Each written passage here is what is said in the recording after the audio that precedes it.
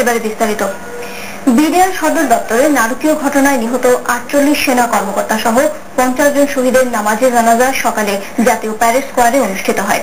রাষ্ট্রপতি জিল্লুর রহমান, 3 বাহিনী প্রধান, ঊর্ধ্বতন সামরিক ও বেসামরিক কর্মকর্তা সহ রাজধানীর সর্বস্তরের হাজারো মানুষ জানাজায় অংশ নেন। রিপোর্ট করছেন এস.এম. বাবু।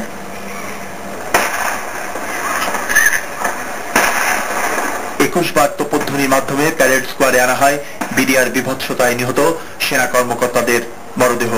তার কিছুক্ষণ আগে আসেন রাষ্ট্রপতি এবং সশস্ত্র বাহিনীর সর্বাধিনায়ক জিল্লুর রহমান। সকাল 10টায় জানাজার জন্য সময় নির্ধারণ থাকলেও 8টা থেকেই আসতে থাকেন সামরিক বেসামরিক কর্মকর্তা, সৈনিক এবং নগরীর সর্বস্তরের সাধারণ মানুষ। অবসরপ্রাপ্ত সামরিক কর্মকর্তা কল্যাণ সমিতির ব্যানার নিয়েও হাজির হন অনেক সাবেক সেনা কর্মকর্তা। সাবেক রাষ্ট্রপতি হুসাইন মোহাম্মদ এরশাদ, বাণিজ্য মন্ত্রী ফারুক খান এবং বিমান মন্ত্রী জি.এম. কাদের আসেন শহীদদের স্বজন হিসেবে। এছাড়া উল্লেখযোগ্য কোন রাজনৈতিক নেতৃবৃন্দ বা মন্ত্রিসভার সদস্যকে জানাজায় দেখা যায়নি। জানাজার শুরুতেই নিহতদের প্রতি সামরিক অভিবাদন জানানো হয়। দেশের ইতিহাসে একই সঙ্গে এত বিপুল সংখ্যক সেনা কর্মকর্তার জানাজা এই প্রথম।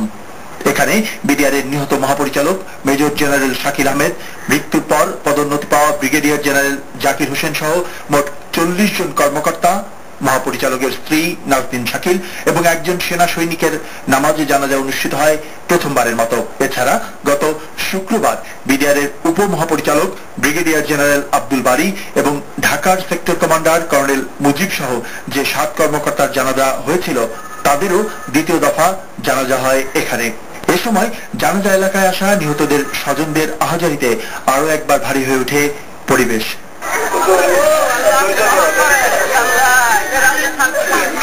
সেনানিবাস কেন্দ্রীয় মসজিদের খতিব মোহাম্মদ মাহমুদুল হকের পরিচালনায় জানাজা শেষে প্রথমে শহীদদের প্রতি শ্রদ্ধা জানান রাষ্ট্রপতি। এছাড়া প্রধানমন্ত্রীর পক্ষে তার সামরিক সচিব এবং 3 বাহিনীর প্রধান আনুষ্ঠানিক শ্রদ্ধা জানান বিডিআর সদর দপ্তরের নারকীয় হত্যাযজ্ঞে নিহতদের কফিনে। এর পরপরই বিমান বাহিনীর 3টি যুদ্ধ বিমান শহীদদের প্রতি শ্রদ্ধা জানিয়ে উড়ে যায় ওই এলাকা দিয়ে। পুরো আনুষ্ঠানিকতায় প্রতিটি হৃদয়ে ধ্বনিত হয় সার্বভৌমত্ব রক্ষার অঙ্গীকার। বাংলাদেশের ইতিহাসে এ পর্যন্ত সর্বোচ্চ অর্জন 1971-এর মুক্তিযুদ্ধের বিজয়। সশস্ত্র বাহিনীর সাথে তখন কাঁধে কাঁধ মিলিয়ে সেই বিজয় ছিনিয়ে এনেছিল তৎকালীন ইপিআর আর এখনকার বিডিআরের সদস্যরা। কিন্তু তারপরে বিডিআরের 2 জন সদস্য বীরশ্রেষ্ঠ খেতাব লাভ করেছিল। কিন্তু সেই বাহিনীর সদস্যদের হাতেই সেনাবাহিনীর এতজন শীর্ষ কর্মকর্তার হত্যাযজ্ঞ চরম অকল্পনীয়, অবিশ্বাস্য এবং মর্মান্তিক।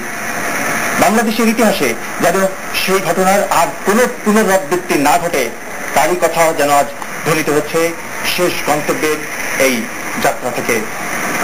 এবং একই সাথে সাধারণ মানুষের মনেও সেই ক্ষোভ, সেই দাবি যেন বারবার উঠে আসছে এমন ঘটনা যারা ঘটিয়েছে তারা যেন অবশ্যই বেরিয়ে আসে বিচারের সামনে।